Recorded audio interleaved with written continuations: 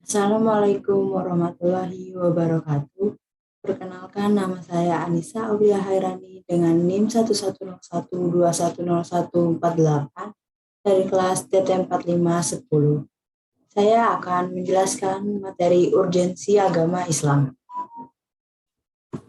Yang pertama ada makna agama. Agama adalah sesuatu yang penting bagi kehidupan manusia karena agama merupakan suatu alternatif dalam setiap permasalahan yang ada dalam kehidupan manusia, terutama mengenai kegelisahan dalam jiwa manusia.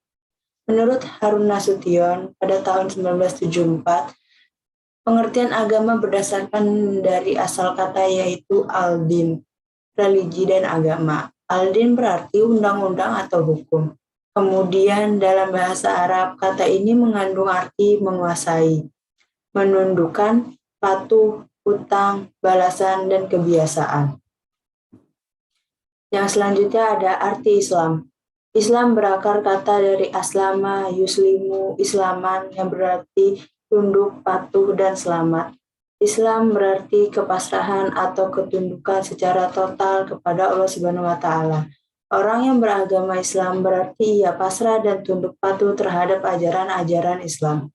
Seorang Muslim berarti juga harus mampu menyelamatkan diri sendiri, juga menyelamatkan orang lain. Secara istilah, Islam adalah agama yang dibawa oleh Nabi Muhammad untuk umat manusia agar dapat hidup bahagia di dunia dan di akhirat.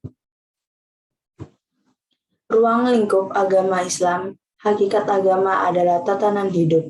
Ragam agama ada 3. Yang pertama agama samawi, yaitu agama yang wahyunya dari langit, seperti agama Islam, Yahudi, Kristen. Yang kedua ada agama peralihan, yaitu banyak wahyu tapi Tuhan tidak jelas, yaitu seperti Hindu dan Buddha. Yang terakhir ada agama abdi, agama yang dibuat oleh manusia. Klasifikasi agama yang pertama ada agama hak dan yang kedua ada agama batil. Selanjutnya ada peran agama Islam. Yang pertama sebagai informasi, yang kedua sebagai konfirmasi, yang ketiga sebagai kendali, dan yang keempat sebagai solusi. Fungsi agama sebagai sarana yang pertama ada pendidikan, sebagai sarana terbaik untuk mengajarkan hal-hal yang baik. Yang kedua ada keselamatan, sebagai jalan terbaik untuk penganutnya berhubungan dengan Tuhannya. Yang ketiga ada perdamaian, untuk selalu hidup berperilaku baik, saling menghormati satu sama yang lain.